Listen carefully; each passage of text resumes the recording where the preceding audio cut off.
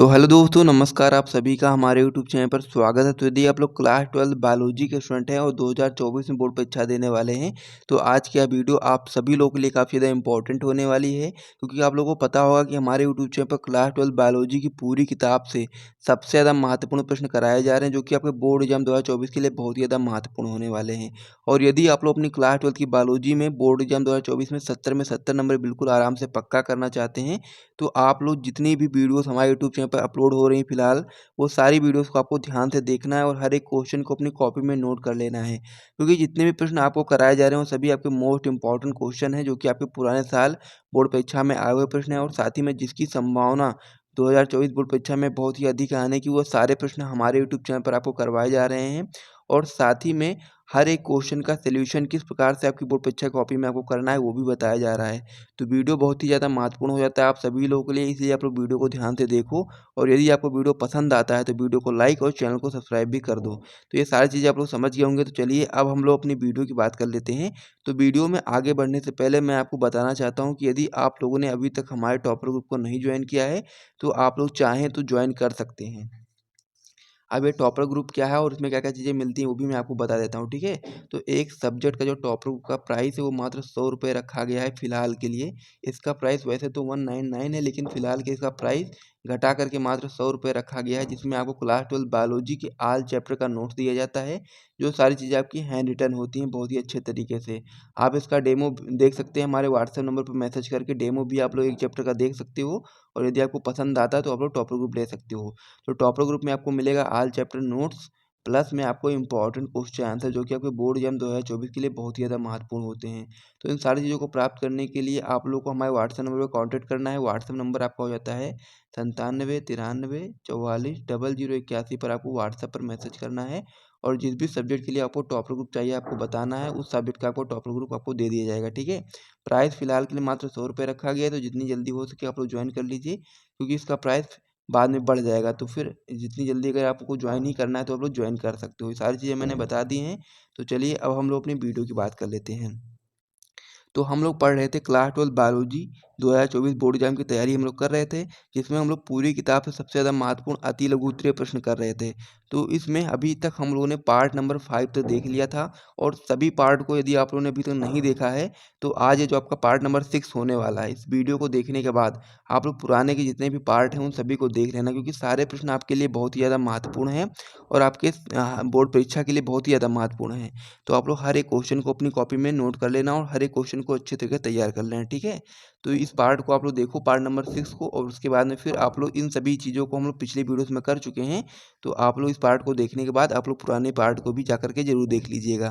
तो ये सारी चीज़ें हम लोग पुरानी वीडियोस में कर चुके हैं। तो चलिए अब हम लोग पार्ट 6 की जो बात करने वाले हैं करते हैं।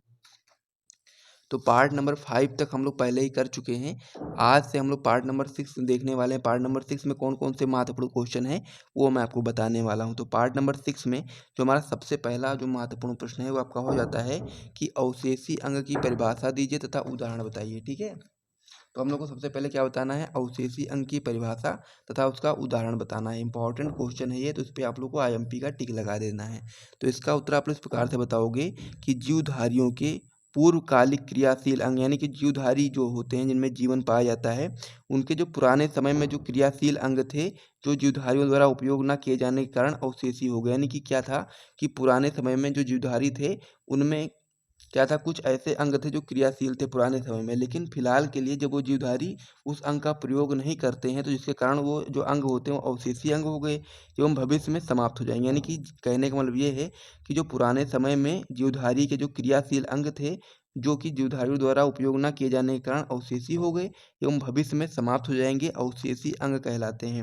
एग्जाम्पल के रूप में आप लोग देख सकते हो कि मानव में निमेषक पटल जो है वो अवशेषी अंग में आता है, और साथ ही में अक्लदाढ़ जो होता है ये भी आपका अवशेषी में आता है। तो इस प्रकार से आप लोग अवशेषी अंग की परिभाषा तथा उसका उदाहरण बता सकते हैं। तो आप लोग इतना नोट कर लो, इंपॉर्टेंट क्वेश्चन है। फिर हम लोग अगले क्वेश्चन की ओर बढ़ते हैं।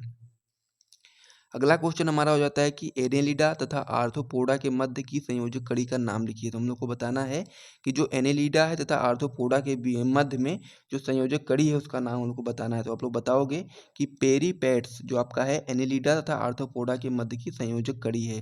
तो इस प्रकार से ये भी क्वेश्चन कंप्लीट होगा, तो उसे भी आप लोग अपनी कॉपी में नोट कर लो। फिर हम लोग अगले क्वेश्चन की ओर बढ़ते हैं। अगला क्वेश्चन हमारा हो जाता है अपसारी विकास एवं अभिसारी विकास की परिभाषा लिखिए। ये दोनों जो पॉइंट हैं बहुत ही महत्वपूर्ण है। या तो आपसे एक पूछ लेगा कि अपसारी विकास की परिभाषा बताइए, या फिर आपसे दोनों पूछ लेगा कि अभिसारी विकास की परिभाषा बताइए, या फिर आपसे अलग अलग करके पूछेगा दोनों, या फिर एक साथ पूछ लेगा। तो ये दोनों इंपॉर्टेंट है, तो दोनों की परिभाषाएं आपको पता होनी चाहिए। सबसे पहले हम देखेंगे अपसारी विकास की परिभाषा।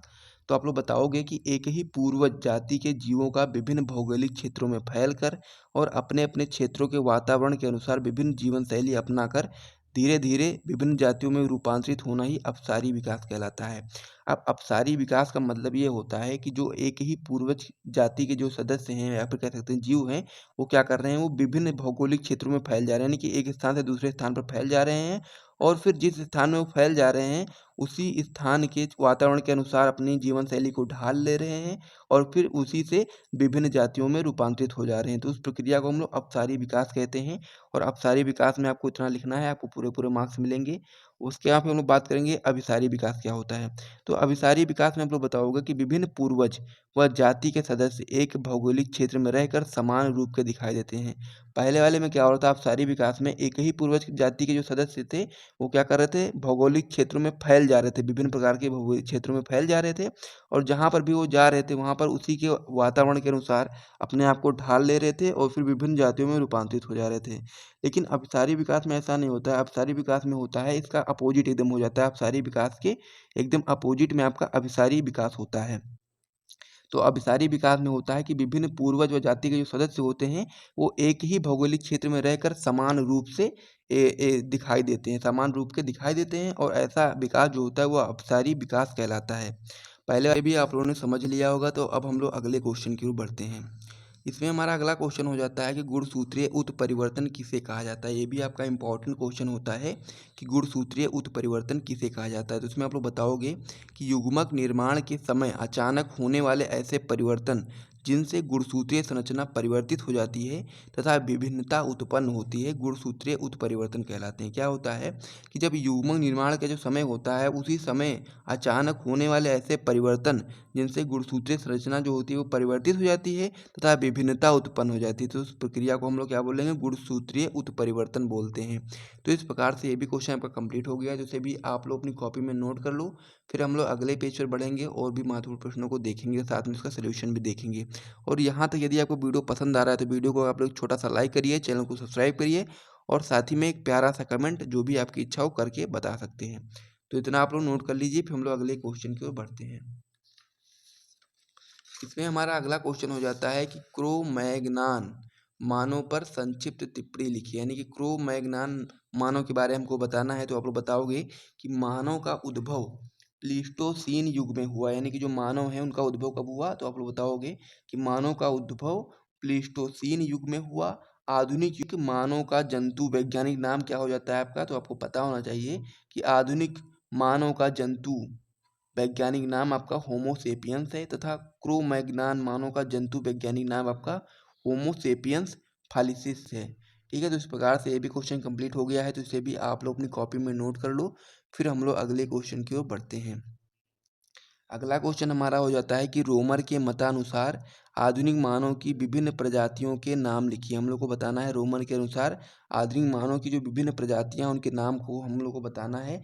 ये काफ़ी महत्वपूर्ण क्वेश्चन हो जाता है, तो आपको इस पर इम्पोर्टेंट का टिक लगा लेना है। ठीक है, क्योंकि ये आपका इम्पोर्टेंट क्वेश्चन होता है, इस पर आप लोग क्या लगाएंगे, IMP का टिक लगा देंगे। ठीक है, तो इस प्रकार से आप लोग इसका आंसर बताओगे कि रोमर ने मानव प्रजातियों को 4 समूहों में बांटा। ठीक है, रोमर ने क्या किया, मानव प्रजातियों को 4 समूह में बांटा। अब कौन कौन से 4 समूह हैं आइए देखते हैं। पहला इसमें आप लोग बताओगे काकेसाइड्स, पहला आपका प्रकार हो गया। दूसरा आपका हो जाता है मंगोलाइट्स और तीसरा आपका होता है निग्रोइड्स और चौथा आपका हो जाता है ऑस्ट्रेलाइट्स। ठीक है, तो इस प्रकार से रोमर के मतानुसार आधुनिक मानव की जो विभिन्न प्रजातियां थी उसके नाम मैंने आपको बता दिए। तो इस प्रकार से ये क्वेश्चन भी आपका कंप्लीट हो गया है। तो इसे भी आप लोग अपनी कॉपी में कर लो। उसके बाद फिर हम लोग वीडियो को समाप्त करते हैं। वीडियो यदि आपको पसंद आया हो तो वीडियो को आप लोग लाइक करिए, चैनल को सब्सक्राइब करिए। हम लोग मिलते हैं नेक्स्ट वीडियो में, तब तक के लिए जय हिंद।